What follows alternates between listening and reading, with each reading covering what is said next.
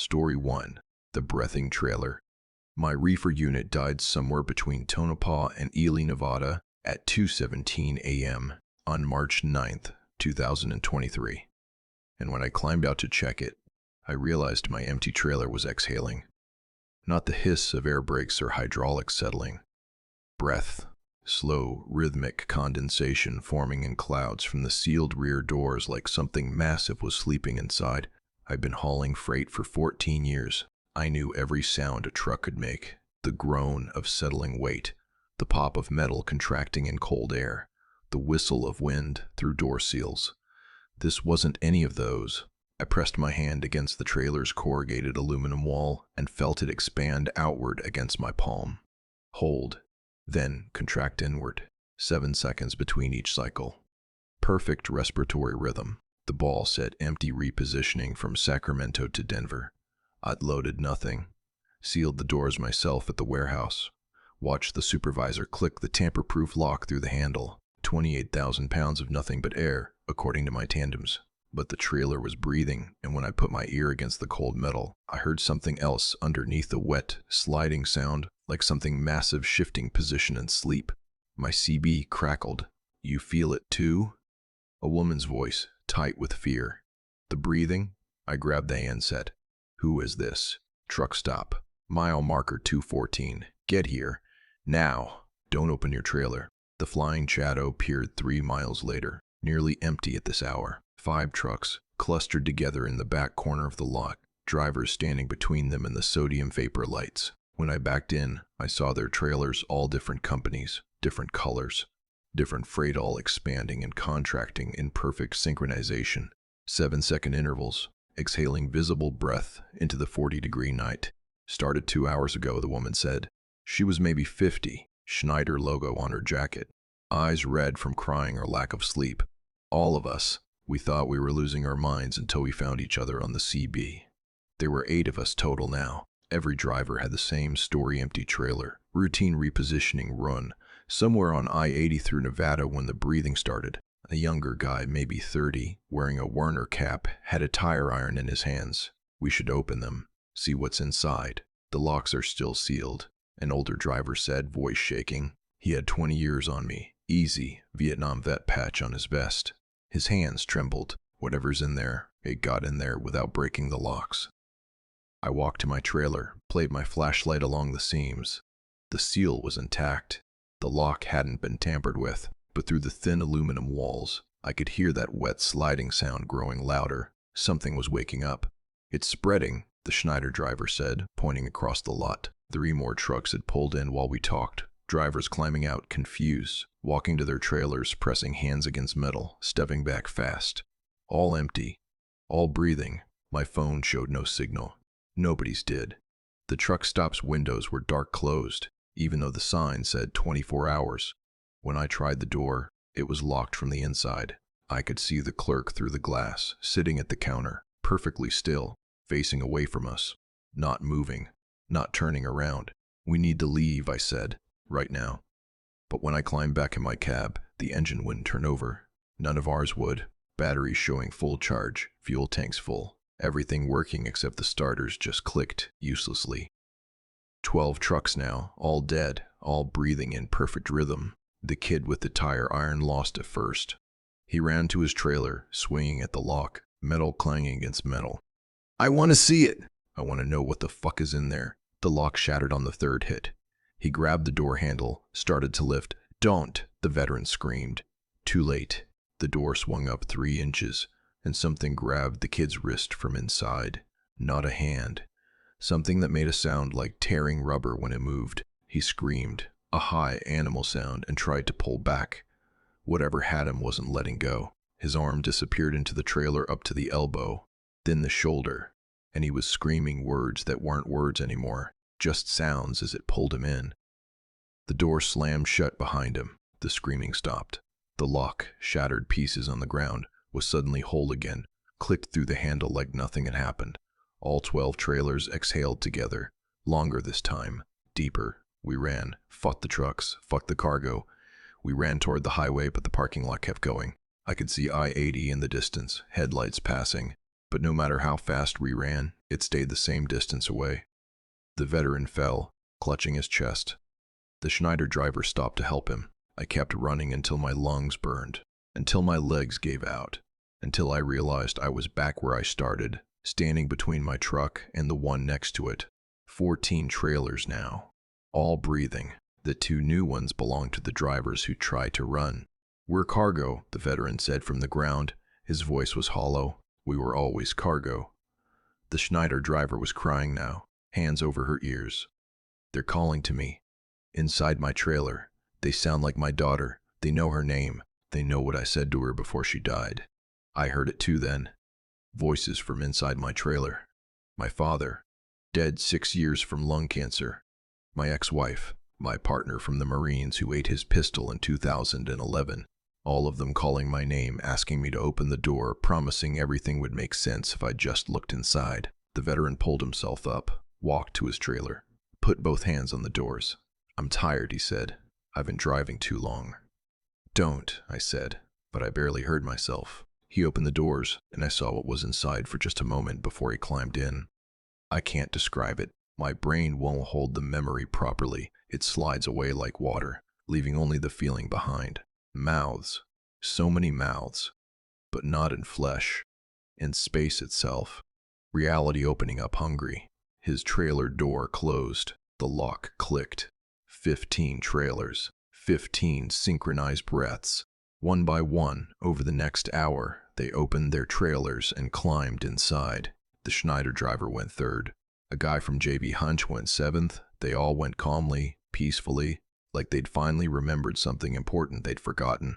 I'm the last one now, 23 trailers in perfect alignment, breathing together, and I'm standing here with my hand on my door handle. The voices inside have stopped trying to convince me. They don't need to anymore. I understand now. I've been driving toward this moment my entire career. Every load, every mile, every empty trailer I've pulled. They were all practice for carrying this. The sun should have come up an hour ago, but the sky is still dark. The highway is gone. The truck stop is gone. There's just the lot, the trailers, and the breathing. My hand is turning the lock. I can't stop it. I don't want to stop it. The door is opening, and I can see inside now, and it's beautiful. And I'm so sorry I ever thought it was wrong to look. And I'm climbing up, and the mouth of the trailer is so much bigger on the inside than outside. And I can see the others in here, all the drivers who came before, and they're not dead. They're finally awake, finally seeing what we've been hauling all along. And story 2, the passenger manifest. The woman appeared in my passenger seat between mile marker 147 and 148 on I-40 East through Oklahoma. And when I blinked hard and looked again, she'd brought a suitcase. Dark blue hardshell, the kind you see at airports, sitting on the floor between her feet like she'd been there the whole time. "Thank you for stopping," she said. I hadn't stopped. I was doing 73 in a 53-foot dry van, hauling auto parts to Little Rock, and my doors were locked. I'd checked them at the Loves in Amarillo 2 hours ago. Nobody hitchhikes on the interstate anymore. You can't even walk on it legally. But she sat there in jeans and a white sweater, maybe 40 years old, smiling like this was perfectly normal. "Lady, I didn't." I started, but she held up her hand. "Exit 62, that's mine. I'll be quiet until then." She turned to look out the window, and I should have pulled over, should have called the cops, should have done anything except keep driving. But something about her stillness made my hands stay on the wheel. She didn't move, didn't blink. Just watched the dark Oklahoma countryside slide past at 73 miles per hour. My CB crackled. "Northbound, you see that?" A trucker heading the opposite direction, voice confused. "Pretty sure I just saw a woman in your passenger seat." I grabbed the handset. "You saw her?" "Clear as day, brother. When'd you pick her up?" "I didn't. She just appeared." Long silence. Then, "You're not tired? Not seeing things?" I looked at her. She was still staring out the window, still not blinking. "She's real. She's sitting right here. Then you got bigger problems than I can help with. Good luck." The CB went quiet. "Exit 62, the woman said without turning. 17 miles. I checked my GPS. Exit 62 was a nothing exit, one of those rural ramps that leads to a farm road in darkness. No gas stations, no services, No reason for anyone to be there at 3:30 in the morning. "What's at exit 62? I asked. She finally turned to look at me. Her eyes were wrong. Not the color or the shape, just wrong in a way I couldn't explain. Like they were pointed slightly past me instead of at me, focused on something behind my face. "My stop," she said. "After that, you'll have the others." "Others?" She reached down and patted the suitcase. It made a heavy sound, too heavy for clothes. "We all have our exits. You'll learn them." Mile marker 153. 14 miles to go. My hands were sweating on the wheel.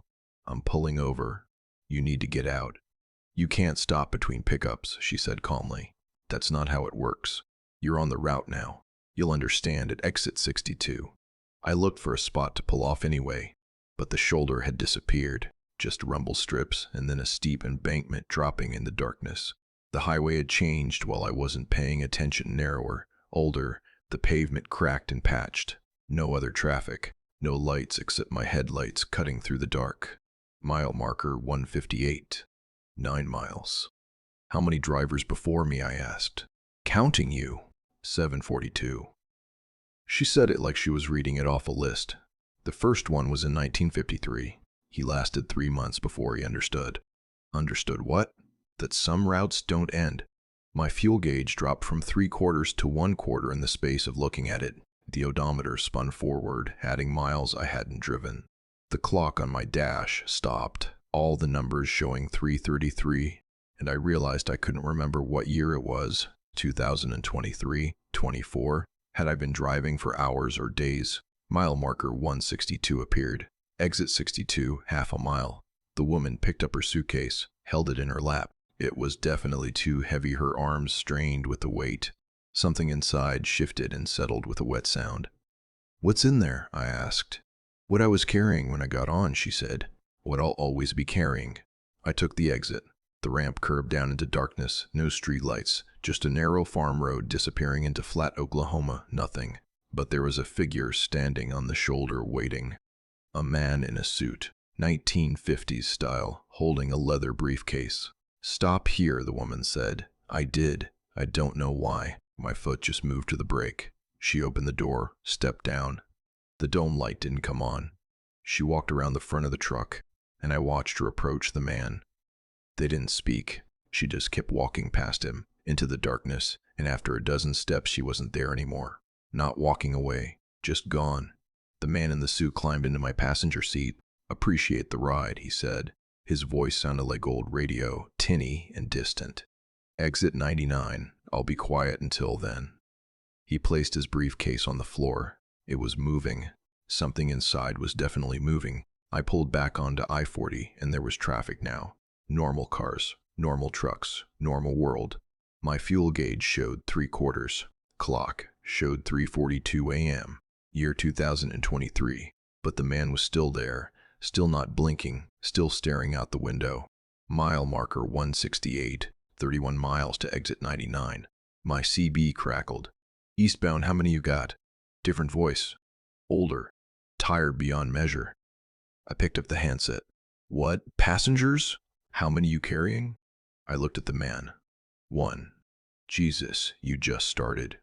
The voice cracked. "I got 6. Been driving this route for, I don't know anymore. Can't remember when I wasn't on it." "What route?"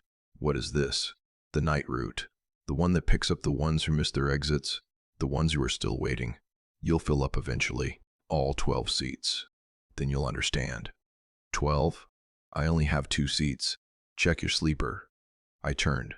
My truck didn't have a sleeper berth. I drove a day cab, but when I looked, there was a curtain behind my seat that hadn't been there before. I could hear breathing behind it. Multiple people breathing. "Don't look," the voice on the CB said. "Not until you're full. Trust me." "How do I get off this route?" Long silence. Then, "You don't. You just drive until you become what they are. Then someone else takes the wheel." The CB went dead. Mile marker 173. 26 miles to exit 99. The man in the suit finally spoke without turning. "My exit is a barn. It burned down in 1957. I was supposed to meet someone there. I'm still supposed to meet someone there. Every night I get off at exit 99. And every night the barn isn't there yet. How long have you been doing this? Since 1957. My blood went cold. That's 70 years. Is it? He tilted his head, still not looking at me. Feels like one night. One very long night. Exit 74 passed, then 81. The highway looked newer now, then older, then newer again, like I was driving through different decades. I saw cars from the 50s, then modern ones, then trucks that looked like they were from the 70s, all mixed together, all heading somewhere in the dark. Mile marker 195, 4 miles to exit 99. My briefcase is moving more now, the man said. That means the barn might be there this time. That's what I tell myself, every time. What's in it? My heart. I was bringing it to her, to show her it was real. I cut it out myself in the bathroom of a bus station to prove I loved her. I was going to give it to her at the barn, but I crashed 2 miles from the exit, died holding the briefcase, been trying to deliver it ever since. I wanted to vomit. That can't be real. Check yours, he said. Your cargo. What are you really hauling? I didn't want to know. But I pulled at my bowl on my tablet. Auto parts. Sacramento to Little Rock, 14,000 pounds.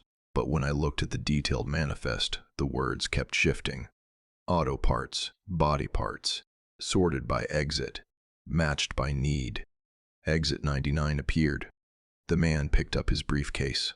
It was leaking now, dark liquid dripping onto the floor. This might be the time. This might be when she's waiting. I took the exit. A dirt road leading to an empty field. No barn, just grass and darkness, and a woman standing on the shoulder in a 1950s dress, waiting. The man climbed out, walked toward her.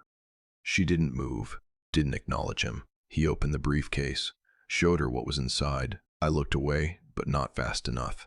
Saw something still beating, and she just stood there, expressionless.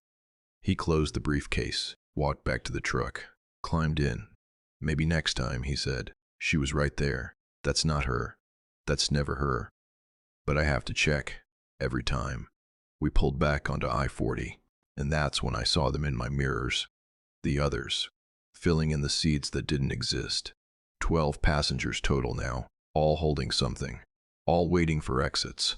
A woman with a baby that wasn't moving. A teenager with a shoebox full of letters. An old man clutching a photograph. A construction worker holding his own severed arm, more and more crowding into a cab that shouldn't fit them. The CB crackled. Welcome to full capacity, that tired voice said. Now you just drive. Forever. Or until you figure out what you're really delivering. What am I delivering? Check your final destination. I pulled up the GPS. Little Rock was gone. The destination now showed Exit Infinity. Ita. Never. That was 4 months ago.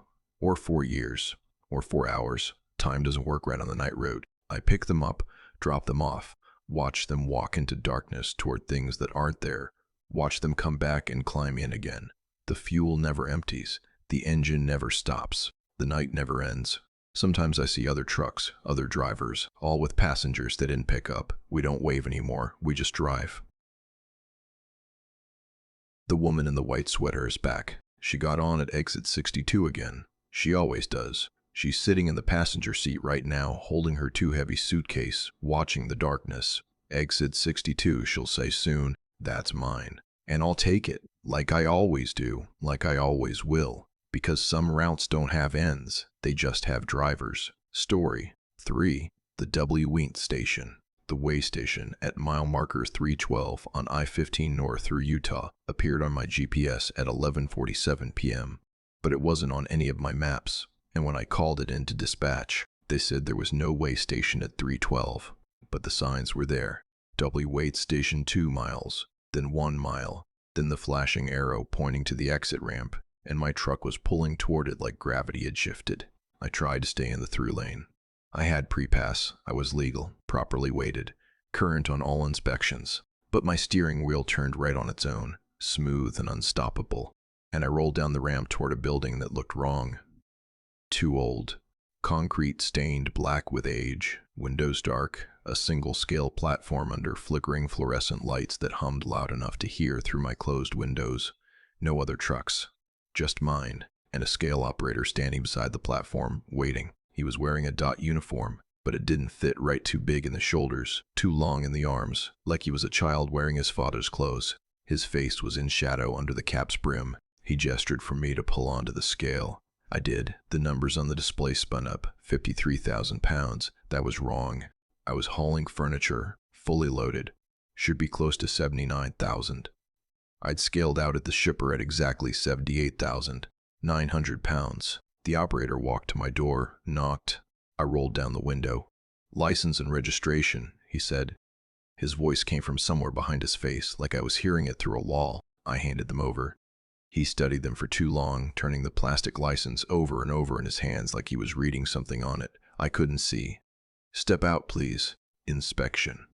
"I have pre-pass. I'm current on everything. Step out, please."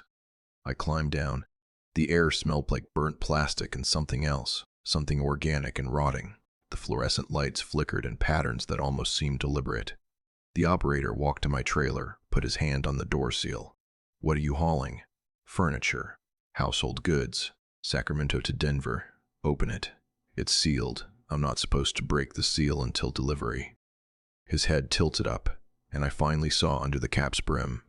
His face was smooth, not scarred or burned, just smooth, like someone had erased his features and forgotten to draw new ones. Where his eyes should have been were just slight depressions, like thumbprints in clay.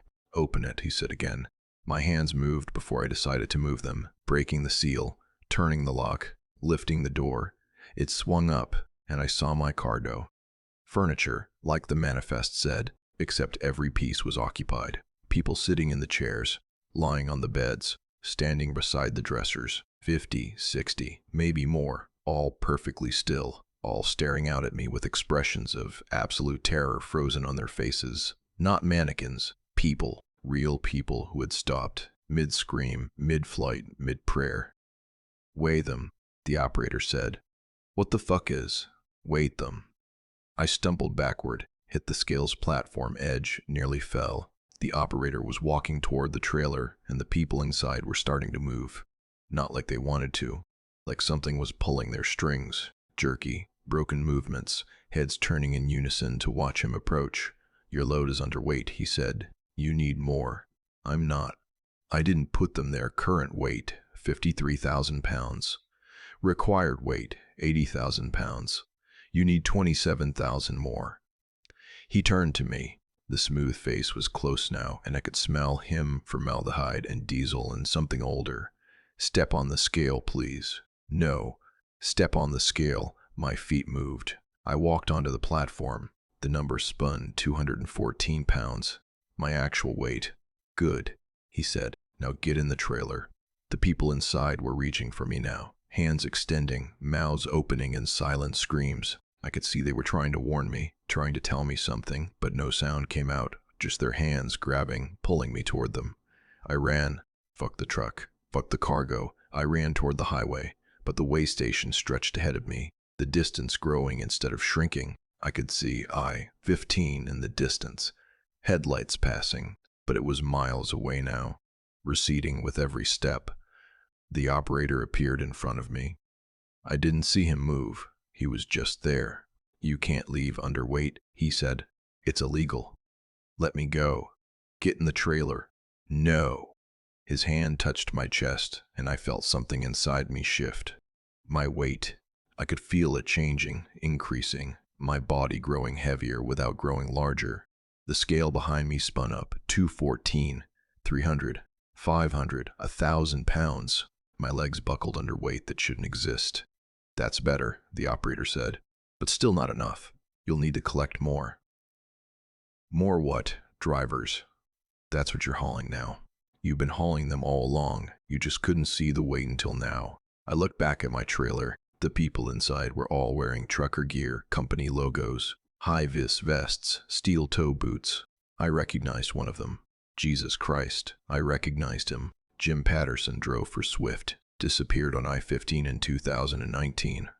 They said he abandoned his truck, walked away, never found him. He was sitting in a recliner in my trailer, frozen mid-scream. "How many?" I whispered. "You're number 63. When you reach 100, the load is complete. Then you can deliver." "Deliver where?" The operator pointed north up I-15 toward darkness. The final way station. The one at the end, where they unload.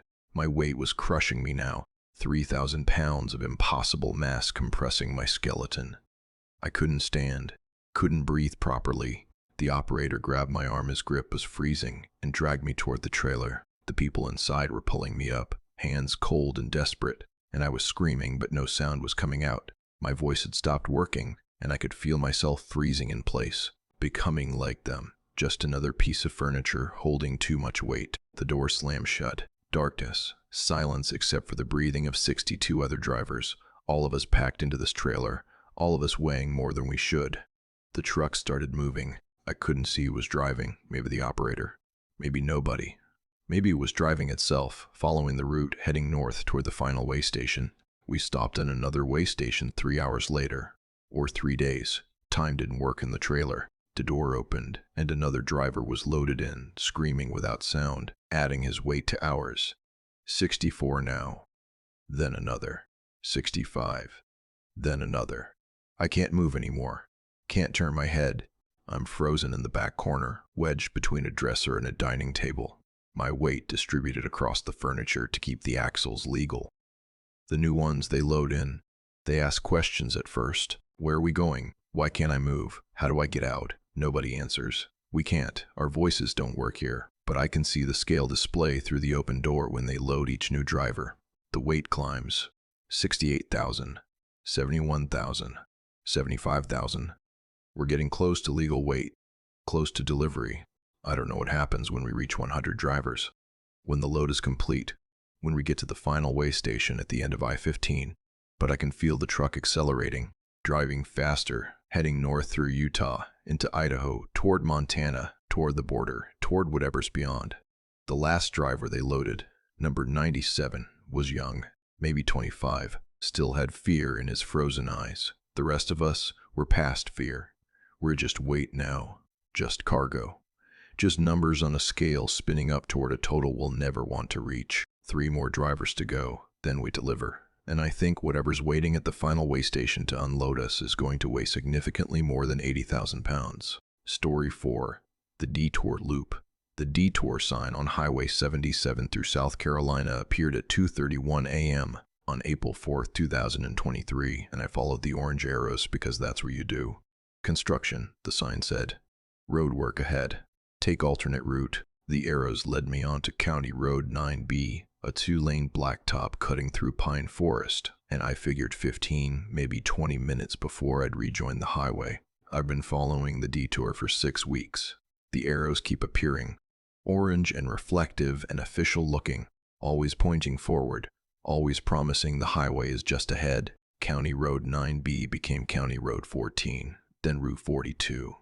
Then roads without numbers, without names, just pavement winding through trees that never change, never thin out, never end. My fuel gauge hasn't moved from 3/8 full since day 3.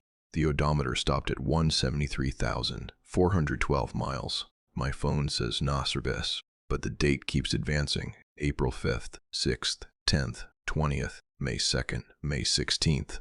6 weeks of driving, never stopping, never sleeping, following orange arrows through a detour that has no end. I tried turning around on day 2. The road behind me was gone. Not blocked gone. Just trees where pavement should have been, like the road was erasing itself as I drove. I tried side roads, but they all loop back to the main detour route. Always another orange arrow waiting, always pointing forward. I'm not alone. There are others. I see their trucks sometimes, passing in the opposite direction on the same road. Different drivers, different companies, all following their own sets of arrows that must promise them the same thing. Just a little further, the highway's just ahead. We don't wave anymore. We just drive, hollow-eyed, hands locked on the wheel, following the arrows. The first week, I tried to stay awake, tried to fight it. But you can't fight the road. It drives you. I sleep now while driving, eyes open, hands making the turns without conscious thought. I wake up miles later in a different section of forest that looks exactly like the section before. There are towns sometimes, small clusters of buildings, gas stations with lights on, diners with open signs flickering. But when you pull in, there's nobody inside. The pumps don't work. The food in the diner is plastic. The whole town is a facade, like a movie set, just detailed enough to make you think you're still in the real world. I stopped checking after the fourth fake town. The arrows are the only real thing. They appear exactly when you need them. When the road forks, when an intersection appears, when you're starting to think maybe you should just stop and give up. There'll be an arrow, official and orange, pointing the way forward. I met another driver on day 12. His truck was parked on the shoulder, hazards flashing, and I pulled over because after 12 days alone, you'd do anything to hear another human voice. His name was Marcus, hauled for JB. Hunt, been on the detour for 3 months. 3 months, I said. Jesus Christ, how are you still? You don't need food here, he said. His eyes were distant, focused on something I couldn't see. You don't need sleep. Not really. You just need to follow the arrows. That's what they want. Who's they? He pointed at the trees. Whoever maintains the detour. Whoever keeps adding roads. I've seen them sometimes, at night, past the tree line. They wear orange vests. They plant the arrows. They watch us drive. We need to stop. Refuse to drive. Make them. I tried that. He lifted his shirt. His chest was covered in tire tracks. Black rubber tread pressed into his skin like a brand. On day 47, I parked and refused to move, stood in the road, waited for them to come talk to me. Something came, but it wasn't them. It was the road itself. It drove over me, but I didn't die. I just woke up back in my truck, driving, following the arrows, and I had these. The tire tracks were still fresh, still bleeding black fluid that smelled like asphalt. There's no getting off, Marcus said. There's just the detour, forever, or until we reach whatever the detour is detouring us toward. He got back in his truck and drove away. I haven't seen him since. That was 3 weeks ago. Or 3 hours. Time doesn't work consistently here. My watch shows different times every time I look at it. Sometimes it runs backward. Sometimes it shows times that don't exist. 13 o'clock, 47 o'clock, 90 o'clock. The arrows are getting closer together now. Every few hundred feet instead of every few miles, like the detour is speeding up, getting excited, approaching some kind of destination, and the trees are changing. I didn't notice at first, but the pine trees are growing things. Not pine cones, signs. Small orange reflective signs growing from the branches like fruit. They all say the same thing, DE tour ahead. I passed a truck yesterday, stopped on the shoulder, driver slumped over the wheel. I pulled over, checked on him. He was cold. Dead, maybe. But his hands were still gripping the wheel, and his foot was still on the brake. And when I tried to pull him out, his eyes snapped open. Don't stop, he whispered. If you stop driving, you become the road. I looked down. His legs were gone below the knees, dissolved into the driver's seat. The seat melting into the floor melting into the road below. He was becoming part of the pavement, part of the detour. How long have you been here? I asked. Since the first detour, 1968. I was the first one to follow the arrows. They needed someone to start it, to prove it worked. His voice was fading, becoming hollow, becoming the sound of wind over pavement. You're all just adding to it. Every mile you drive makes the detour longer. Every turn you take creates a new road. We're building it by following it. Building what? The infinite detour. The road that never ends. The route that goes nowhere and everywhere. When enough drivers are on it, when enough trucks are following the arrows, the whole world will be detour. No destinations. No origins. Just the road. Just the drive. Just. He stopped talking, stopped breathing. Came asphalt and paint, and something that might have been a person once, but was now just part of the shoulder, part of county road whatever the fuck, part of the detour. I got back in my truck and drove. The arrows are everywhere now, not just at intersections. Every 50 feet, every 20 feet, every 10 feet. Covering the trees, the ground, the sky, all of them pointing forward. I can see something ahead. For the first time in 6 weeks, I can see something other than trees and road. A structure. Massive. It looks like a cloverleaf interchange, but wrong. The ramps spiral upward into the sky, looping over and under each other in impossible configurations. Roads crossing at angles that shouldn't exist in three-dimensional space. And there are trucks on it. Thousands of trucks, all following their arrows, all driving the spiraling ramps, all climbing higher and higher into a structure that seems to go up forever. That's where the detour leads. That's the destination. An infinite interchange where trucks drive forever, following arrows, taking exits that lead back to entrances, climbing ramps that spiral into other ramps, never stopping, never reaching anywhere. An exit sign appears. Highway 77 1 line. Miley. Jesus Christ, finally. I take the ramp. It curves upward, joining the massive spiral interchange. I follow the signs, the arrows, the painted lines. Highway 77 north. Highway 77 souths. All destinations. But every exit just leads to another entrance. Every direction loops back to the same spiral. I'm climbing now, driving up, and I can see the other drivers ahead of me, behind me, beside me, on parallel ramps. All of us spiraling higher. There is no Highway 77. There never was. There's just the detour, and I'm following the arrows. Still, forever. Story 5. The cargo that called us back. My load started screaming my dead son's name somewhere between Barstow and Needles, California, at 4:17 a.m. on June 6, 2023, and I knew it wasn't real because my son never existed. I don't have kids, never have, but the voice from the sealed trailer behind me was crying, "Daddy," in a child's voice I'd somehow known my entire life, and my foot hit the brake before my brain could stop it. I shouldn't have stopped. That was the first mistake. The manifest said medical equipment, 43,000 pounds of sterilized surgical instruments, shipped from a warehouse in Los Angeles to a hospital network in Albuquerque. Sealed at the dock, tamper-proof lock, click through the handle, ball signed and certified. I'd hauled medical freight for 6 years. It was always quiet, sterile, dead. This load had started whispering near Victorville, just at the edge of hearing soft sounds that could have been whined through the door seals or the friction of boxes shifting. But somewhere past Barstow, the whispers formed words. My name, then my mother's name, then my son's name, the son I never had. And I was pulling onto the shoulder before I realized what I was doing. The screaming stopped the moment I put the truck in park. I sat there, engine idling, hands shaking on the wheel. The desert stretched out in every direction, empty and dark under a moon that seemed too large, too close. My CB was quiet. No traffic on I-40 at this hour. Just me and the truck and whatever was in the trailer. "Daddy, please." The voice again, muffled through the walls. "It's cold. Let me out." My son's name was Michael. I knew it suddenly, completely. He was 7 years old. He died in a car accident in 2015. I held him while he stopped breathing. I buried him in a cemetery in Oregon under a maple tree. I visited his grave every month until the grief made me start driving long haul. Running from a memory, I stopped, breathed, focused. I don't have a son. I've never been married. I've never been to Oregon. These weren't my memories. Dad, screaming now, terrified, pounding on the inside of the trailer. "Please, it's eating me." I grabbed my flashlight, climbed out. The desert air was wrong, too warm, too still, too thick, like breathing through a wet cloth. I walked to the back of the trailer, put my hand on the door.